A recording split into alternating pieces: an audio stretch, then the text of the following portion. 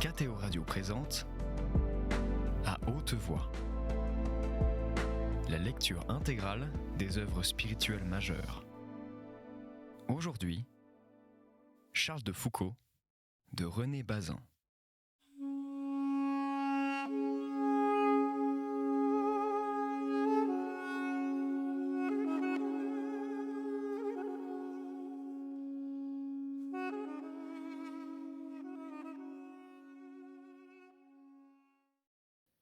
À 8 heures, tout est prêt pour recevoir notre monde. Dans une pièce de 2 mètres de large sur 5 de long, dont les murs, le sol et le plafond sont peints en gris, ont été placés sur un escabeau une bougie, une bouteille d'anisette et un verre. Les uns après les autres, une dizaine de juifs, la plupart à barbe blanche, entrent discrètement, et nous voici tous assis par terre en cercle autour de la bougie. Mardochée remplit le verre d'anisette, l'élève et dit « À la santé de la loi, à la santé d'Israël, à la santé de Jérusalem, à la santé du pays saint, à la santé du Sbaoth, à vos santés à tous, ô docteur, à ta santé, rabbin Joseph, moi. » Il trempe ses lèvres dans le verre et le passe à son voisin qui le vide, puis le verre fait le tour et chacun des Juifs le vide d'un trait. Mardochée prend la parole. Il raconte son histoire et la termine par ce trait entièrement inventé. Mardochée a eu, voilà 2 ans passés, une discussion avec le frère de sa femme, et le jeune homme a quitté Alger et on ne l'a plus revu. Depuis lors, la femme de Mardochée est inconsolable, elle ne fait que pleurer. Or, il y a quelques jours, on lui a dit que son frère était dans le Rif, exerçant le métier de bijoutier, sans pouvoir préciser en quelle ville. Aussitôt, elle a supplié son mari d'aller à la recherche du fugitif et lui, bon époux, pour rendre le repos et la santé à sa femme, s'est décidé à ce voyage. Il est donc résolu à explorer le Rif, village par village s'il le faut, pour retrouver son beau-frère. C'est ce qui l'amène aujourd'hui à Tlemcen. Pour ce jeune Israélite qui l'accompagne, et qu'on l'entend nommer rabbin Joseph, c'est un pauvre rabbin moscovite qui se rend au Maroc, pays des Juifs pieux, pour quêter des aumônes. Mardochée l'a emmené avec lui et a payé son voyage jusqu'à Nemours par pure pitié. Maintenant, il supplie ses docteurs, qui tous ont habité le Rif, de recueillir leurs souvenirs et de lui apprendre s'ils n'ont point connu celui qu'ils cherchent, un Israélite blond et pâle, âgé de 22 ans, nommé Judas Safertani.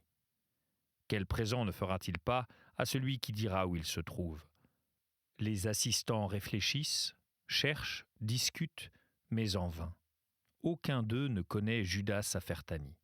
Mardochée soupire. Elle est pris de lui donner au moins des renseignements sur le Rif. Par où y pénètre-t-on ? Comment y voyage-t-on ? En quel lieu y a-t-il des Juifs ? Quels sont les hommes influents du pays ? La conversation reprend sur ce sujet. L'anisette l'anime, de nouvelles bouteilles remplacent la première, le verre fait nombre de fois le tour du cercle, on parle très haut, et la discussion devient vive sur les meilleurs moyens de parcourir le Rif. Quand nos cousins se retirent, il est convenu que nous partirons le lendemain pour l'Alamarnia. De là, nous gagnerons Nemours, d'où nous entrerons, s'il plaît à Dieu, dans le Rif. 14 juin. Une diligence nous emporte de Tlemcen à 9 heures du matin et nous arrête à 6 heures du soir dans la bourgade de l'Alamarnia. Nous nous installons pour la nuit dans la synagogue. Elle présente l'image de tous les temples juifs que je verrai au Maroc. C'est une salle rectangulaire avec une sorte de pupitre au milieu et dans le mur un placard. Le pupitre sert à appuyer le livre de la loi aux lectures publiques qu'on en fait 2 fois par semaine. Dans les communautés riches, il est sur une estrade et parfois sous un dais. Dans les villages pauvres, il consiste en une pièce de bois horizontale soutenue par 2 poteaux. Le placard contient un ou plusieurs exemplaires de la loi, Sifer Toura, écrits sur parchemin et roulés sur des cylindres de bois, comme les volumes romains, avec cette différence qu'ils sont roulés sur 2 cylindres au lieu d'un. Ces doubles rouleaux ont 50 cm de haut et sont couverts de 3 ou 4 enveloppes superposées des plus riches étoffes. Telle est la synagogue, un banc appuyé au mur en fait le tour et la complète. Nous finissons d'y dîner lorsqu'entrent les uns après les autres 30 ou 40 hommes. Ils s'asseyent sur les bancs et causent à voix basse. Ce sont les Israélites du lieu qui viennent faire en commun la prière du soir. À un signal, tous se dressent, se tournent vers l'Orient et commencent leur prière bas ou à mi-voix. Embarrassé, je les regarde pour faire comme eux, et les imitant, je me balance en mesure comme un écolier qui récite sa leçon, tantôt muet, tantôt faisant entendre un bourdonnement nasillard. Au bout de 8 ou 10 minutes, chacun fait en même temps un grand salut, c'est la fin. Les Juifs se mettaient en mouvement pour sortir quand, à ma vive surprise, Mardochée les prie de rester et de l'entendre. Il est, dit-il, un pauvre rabbin établi à Alger, qu'un malheur oblige à quitter sa femme et ses enfants pour faire, âgé et souffrant, le lointain voyage du Rif. Il va parcourir cette province à la recherche de son beau-frère, il raconte les histoires d'hier, le désespoir et les maladies de sa femme. Enfin, et voici le comble des maux, il croyait le voyage plus facile qu'il n'est, et si loin encore du terme, il manque déjà d'argent.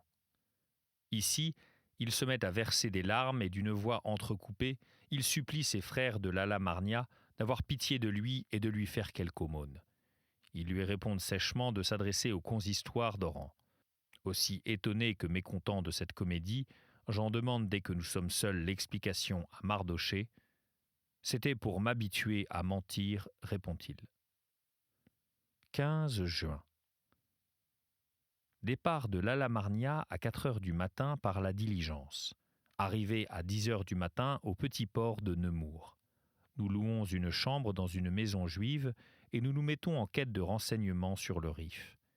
Ici, notre histoire varie, la mienne surtout.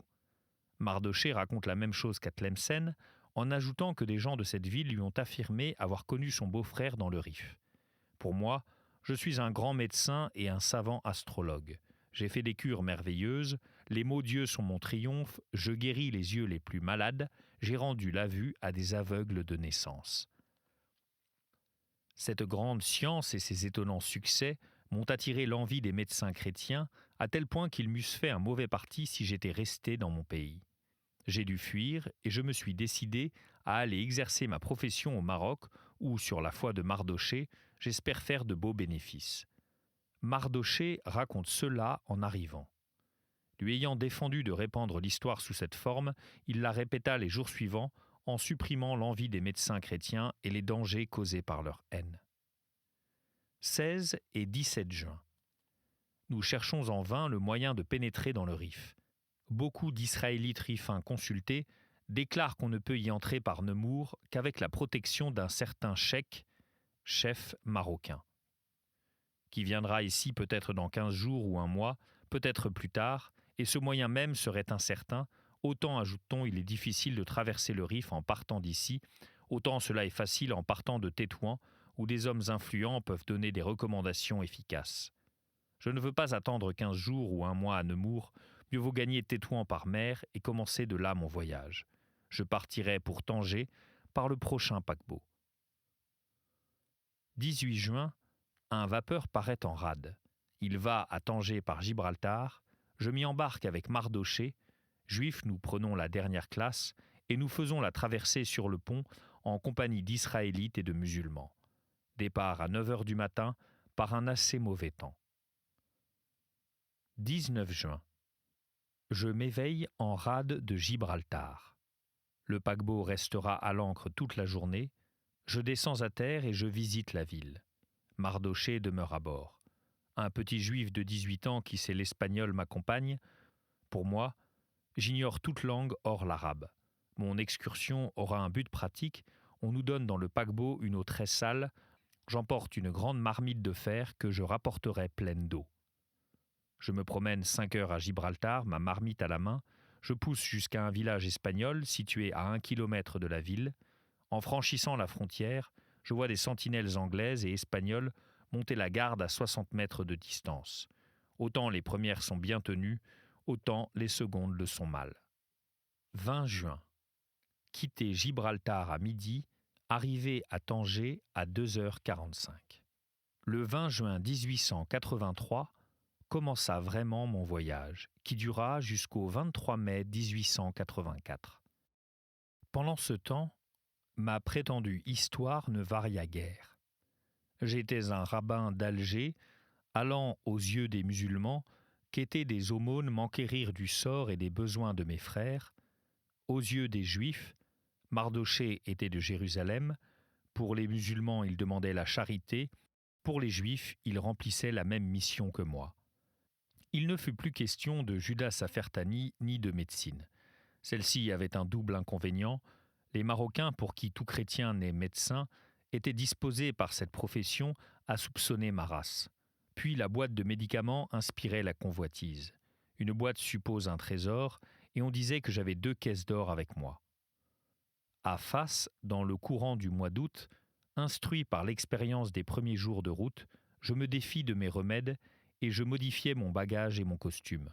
Les boîtes furent remplacées par un sac en poil de chèvre. Je supprimais dans ma tenue ce qui rappelait le juif d'Orient, c'est-à-dire la calotte rouge, le turban noir, les souliers et les bas, et j'adoptais la calotte noire, le mouchoir bleu et les berlas babouches noires des rabbins marocains. Je laissais pousser des noix d'air, mèches de cheveux placées à côté des tempes, qui tombent jusqu'aux épaules. Mon costume était dès lors celui de tous les juifs du Maroc. Il ne varia plus, si ce n'est qu'au début de l'hiver, j'y ajoutais un kénif, burnous noir à lune jaune.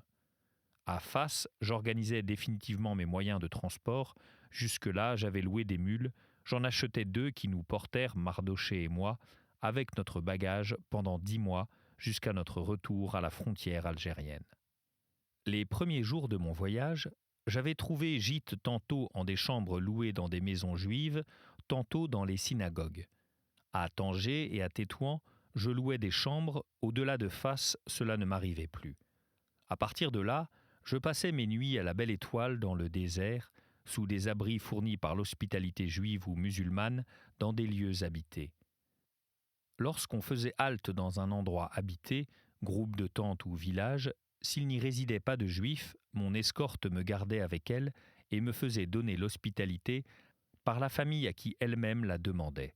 Lorsqu'il y avait une communauté israélite, l'escorte me conduisait à la synagogue, où Mardochée et moi déchargions nos mules et nous installions provisoirement, en attendant que le rabbin et les juifs du lieu vinssent nous offrir l'hospitalité complète, abri et nourriture. L'entretien des docteurs de passage pèse sur toutes les familles. Un tour règle l'ordre dans lequel elles y participent. Dans les lieux pauvres, les rabbins gardent pour logis la synagogue, l'hospitalité porte sur les seuls aliments, et le tour n'exige de chaque famille qu'un jour ou qu'un repas, de sorte qu'on va successivement chez tous les habitants. Dans les localités riches, l'hospitalité comprend le logement et dure 2 jours, 4 jours, 8 jours. Le tour astreint à nourrir un rabbin, de sorte que chez les Juifs, Mardochée et moi étions d'ordinaire séparés pour les repas, mais on admettait que nous logeassions ensemble chez l'un des 2 hôtes. Dans de rares endroits, nous fûmes reçus ensemble et pour un temps illimité, en dehors du tour, par des familles riches. En quelques lieux misérables, les Juifs nous tournèrent le dos, nous sachant à la synagogue, ils n'y vinrent pas et se passèrent d'y faire leur prière pour se dispenser de nous recevoir. Nous dûmes retourner à notre escorte et demander un abri à des musulmans. Chez les musulmans, comme chez les Juifs, l'hospitalité est gratuite. Je remerciais par un cadeau consistant en sucre ou en thé, parfois en corail ou en un mouton. Mardochée Abi Sérour, fils de Yaïs Abi Sérour, originaire de Mamid el-Roslan, naquit au sud du Maroc dans l'oasis d'Aka vers 1830. Âgé de moins de 14 ans, il quitta son pays pour compléter ses études théologiques. Il étudia à Marrakech, à Mogador et à Tanger, où il s'embarqua pour la Palestine. Après être demeuré 1 ou 2 ans en Terre Sainte et y être devenu rabbin sacrificateur, il gagna l'Algérie, où il passa quelques mois à Philippeville comme rabbin officiant, puis se souvenant de sa patrie, il fit voile pour le Maroc et retourna à Akka. Il n'avait pas 25 ans.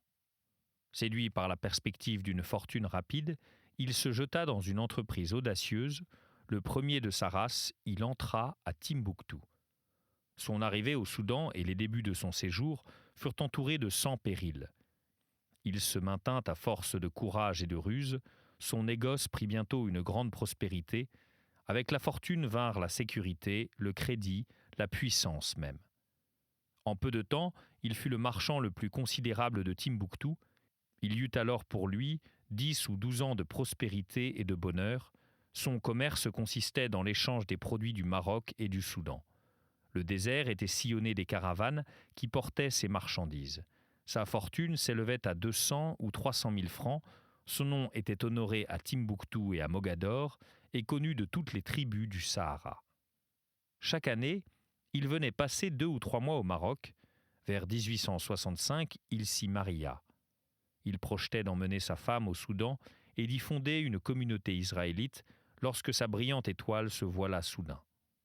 En revenant des environs de Mogador, où s'était célébré son mariage, il reçut à Akka la nouvelle que plusieurs caravanes qui lui appartenaient venaient d'être enlevées par des pillards. Quelques jours après, des musulmans arrivant de Timbuktu lui rapportent que, en son absence, un de ses frères, laissé à la tête de sa maison, était mort et qu'aussitôt le chef de la ville avait confisqué le contenu de la demeure du défunt sous le prétexte de dettes prétendues.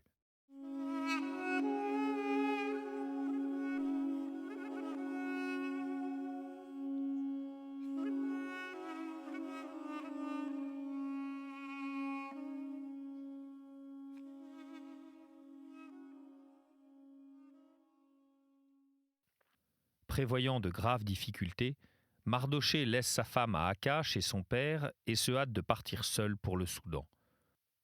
Tous les ennuis l'y attendaient. Le chef refusa de rendre ce qu'il avait confisqué et devint malveillant. L'envie longtemps contenue des concurrents se déchaîna à la vue de la disgrâce et du malheur et éclata en hostilité bruyante. Mardochée sentit que pour le moment, la résidence de Timbuktu ne lui était pas possible. Il réunit les débris de sa fortune, 40 000 francs, et quitta le Soudan. Il reprenait, triste et découragé, cette route du Maroc qu'il avait si souvent parcourue plein de joie et d'espoir.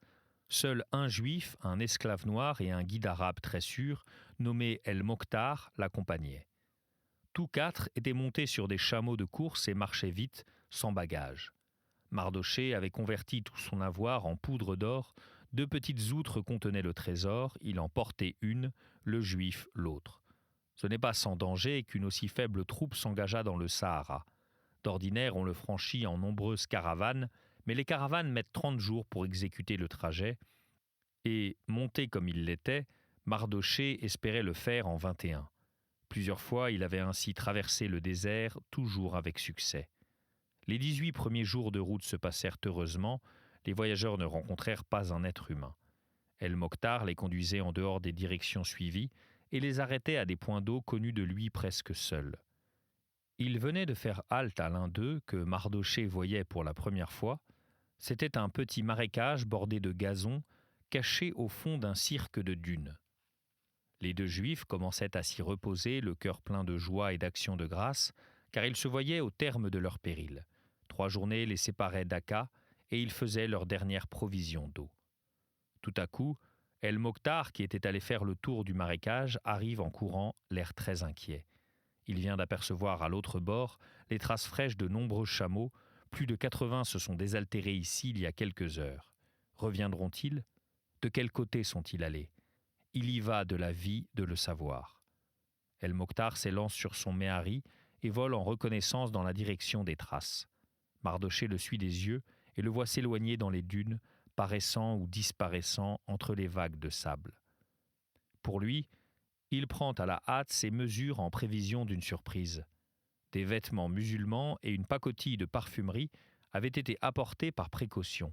En un clin d'œil, les 2 juifs se déshabillent, se travestissent en musulmans, enfouissent la poudre d'or au pied d'un gommier. « Tu t'appelles Moulay Ali et je m'appelle Moulay Ibrahim, dit Mardochée à son compagnon. Nous sommes 2 shérifs du Tafilelt qui allons au Sahel faire le commerce des parfums. Une question se pose, s'ils sont pillés, leur esclave dira d'où ils viennent et avouera la présence de l'or. Il faudrait le tuer. Mais ce malheureux n'a pas 20 ans et il a été nourri chez Mardochée dès son enfance. Après des hésitations, la pitié l'emporte et on ne le tuera pas. Ils se remettent à scruter l'horizon, mais n'aperçoivent pas El Mokhtar. Soudain, il apparaît sur une crête rapprochée, arrivant à toute bride et leur faisant avec le pan de son burnous des signes désespérés. Ils courent aux montures, c'était trop tard.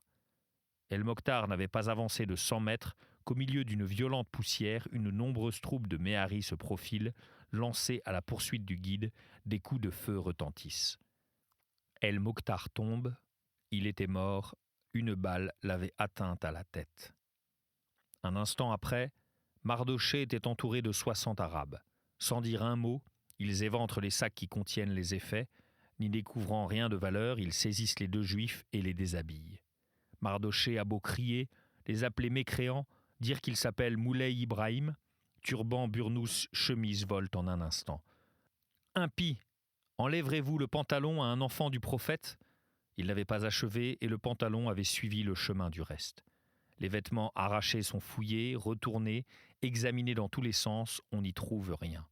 Furieux, les pillards se retournent vers les 2 hommes qui sont nus sur le gazon. D'où viennent-ils ? Qui sont-ils ? Demandent-ils tous à la fois. Ils ne sont pas là sans motif. Ils ont des marchandises. Ils doivent venir du Soudan. Ils ont de l'or. Où est-il ? Qu'ils avouent ou par Dieu, on les tue sur l'heure. En criant, ils les poussent, les tirent et brandissent leurs armes. Or, à leur langage, Mardochée a reconnu des Arabes du Sahel, région peu éloignée de sa patrie. À l'instant, il change de plan et se mettant à rire. « Ya, que ne dites-vous que vous êtes des Redjibat ? Je suis des vôtres. Que Dieu maudisse Moulay Ibrahim et Moulay Ali. Nous nous appelons Mardochée et Isaac, et nous sommes des Juifs d'Aka. Vous ne ferez pas de mal à de pauvres Juifs, vos serviteurs. Comment aurions-nous de l'or ?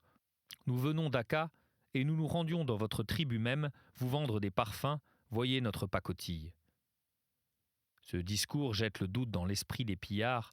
L'accent et le visage des 2 hommes sont ceux d'Israélites. Les boîtes de parfums semblent indiquer qu'ils disent vrai. Ils fouillent une seconde fois les bagages.